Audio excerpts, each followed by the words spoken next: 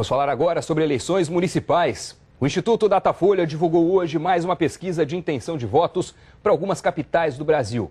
Presença ilustre, vamos chamar Renata Lopretti, que se junta ao Jornal das 10. Rê, você sabe que a gente não consegue ficar mais do que 48 horas sem você, né? Não, e eu sem vocês e sem campanha eleitoral, né, Doni? Não tem a menor condição. Não vamos perder essa oportunidade. Isso, vamos fazer uma dupla jornada noturna aqui para dar conta das nossas pesquisas eleitorais. Vamos começar por São Paulo, como você disse.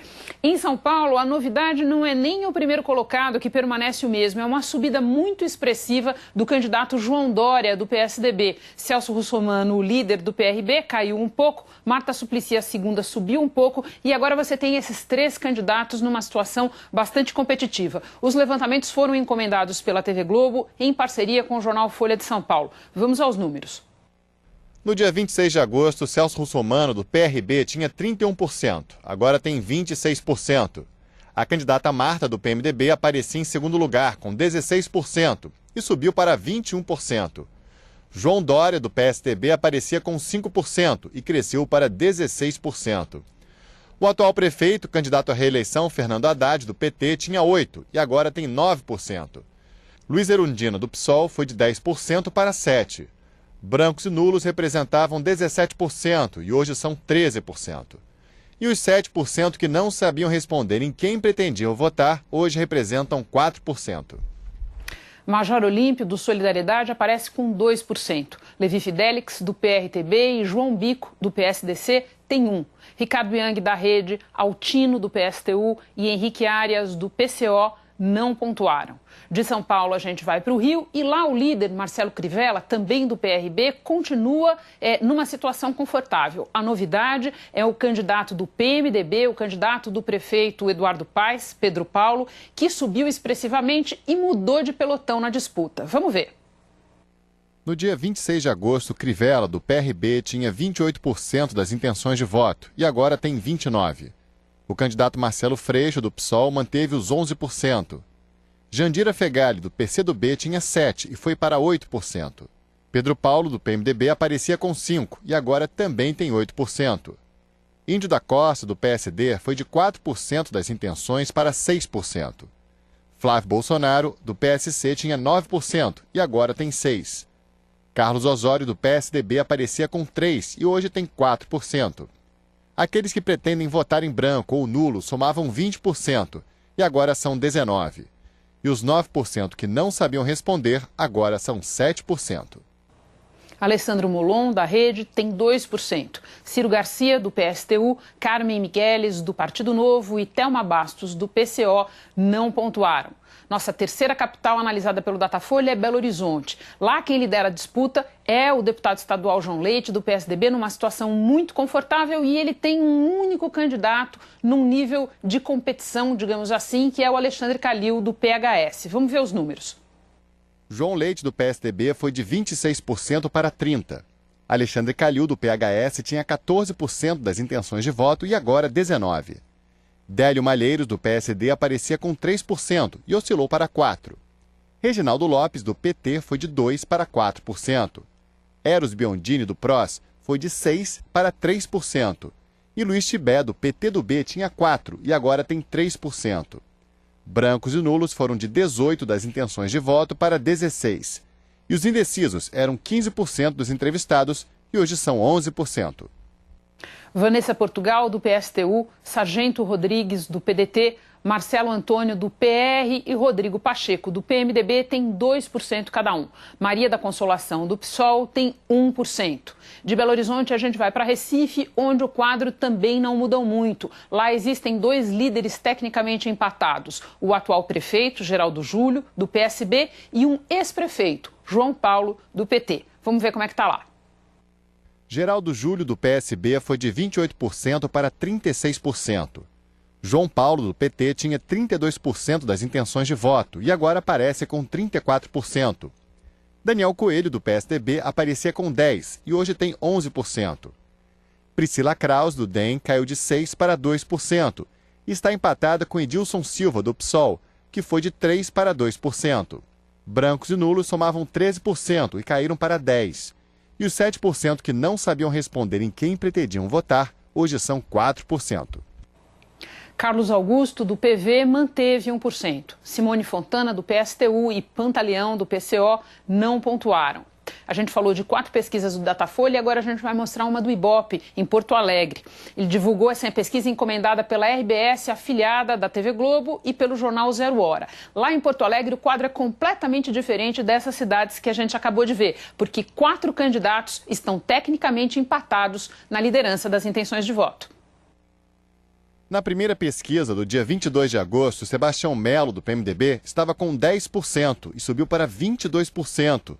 Empatado tecnicamente com Raul Ponte, do PT, que foi de 18% para 19%, com Luciana Genro, do PSOL, que tinha 23% das intenções de voto e agora aparece com 17%, e com Nelson Marquesan Júnior, do PSDB, que tinha 12% e agora também tem 17%. Maurício, do PTB, oscilou de 3% para 4%. Votos brancos e nulos somavam 15% e hoje são 10%.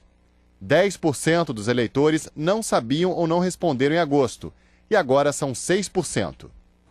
Fábio Osterman, do PSL, teve 2% das intenções de voto. Marcelo Chiodo, do PV, Júlio Flores, do PSTU e João Rodrigues, do PMN, tiveram 1% cada um. E agora, para conversar comigo sobre esse mar de números, eu vou chamar o Doni, que está no Rio, e a Cristiana Lobo e o Gerson Camarote, que estão em Brasília. Boa noite a todos. Estou entrando atrasada na conversa, mas cheia de bits aqui para a gente conversar, porque pesquisa eleitoral, como diz a Cristiana, é uma delícia.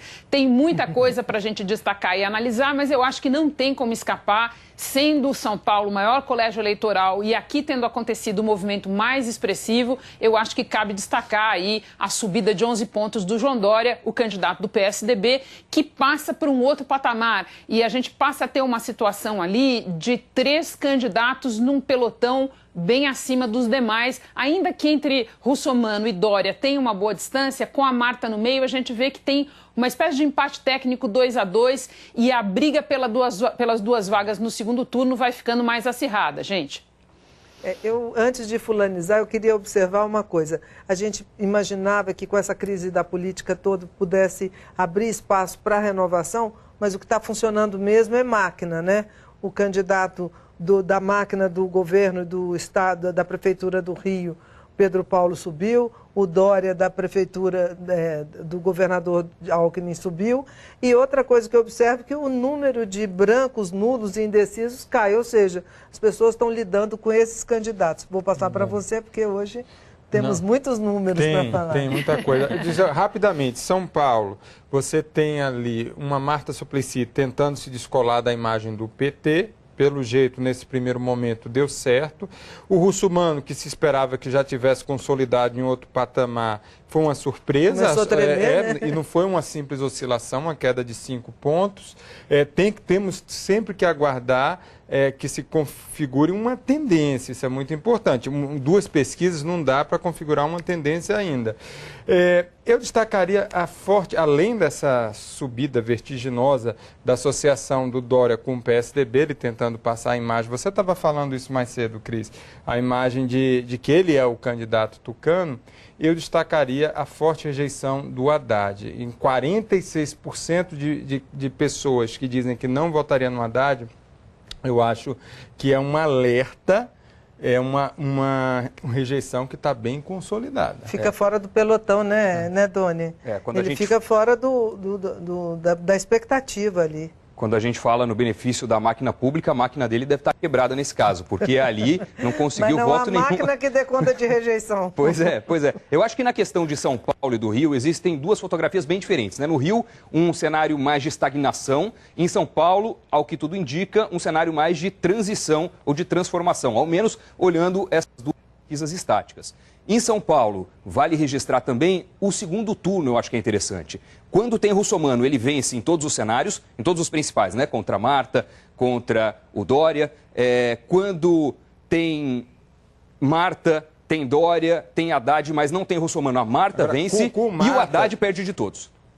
Doni, quando ele vai enfrentar a Marta, a diferença caiu, mas de forma significativa. Era quase 20 pontos e agora está em diferença, acho que de 7 pontos a conferir, não estou com os números fortes, mas assim, caiu bastante. Então mostra realmente que o quadro está se movimentando em São Paulo. Eu destacaria... E Recife, sua terra? Vamos lá, Recife, rapidamente, Recife.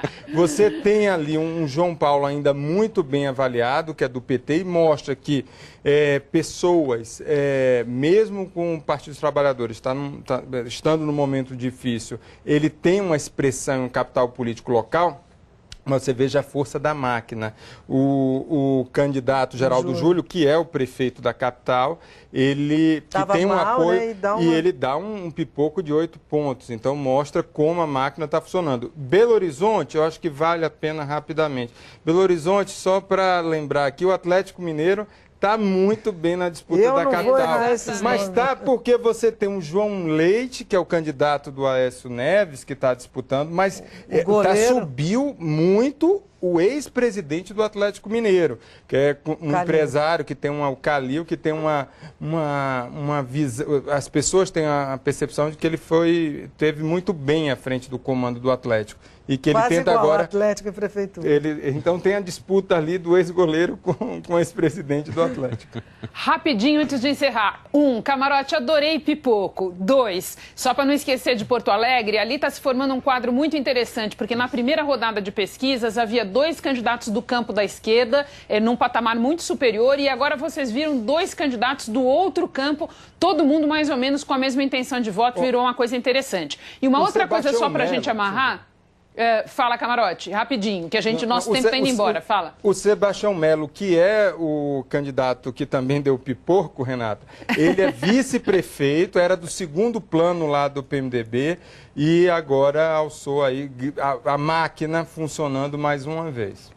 Por falar em meu último pipoco aqui, só para a gente lembrar, a campanha de televisão começou no dia 26 de agosto e não é trivial que João Dória em São Paulo e Pedro Paulo no Rio sejam os candidatos que tenham mais tempo de televisão nas suas respectivas praças.